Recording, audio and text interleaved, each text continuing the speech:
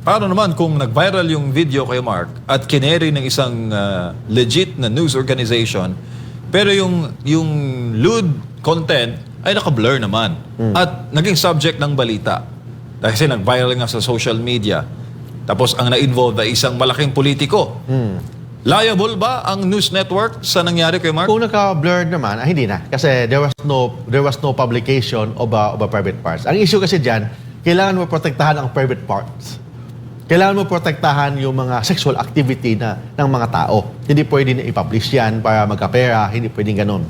So pag na-blurred naman yan, hindi nakalagay nakatakip yung mukha, nakatakip yung private parts ni babae or ni lalaki, that is already safe na hindi na maging liable ng anti-photo and video voyeurism kasi ang punot dulo or the main object of anti-photo and video voyeurism, first, may video na publish or na kopya, na republish or na share.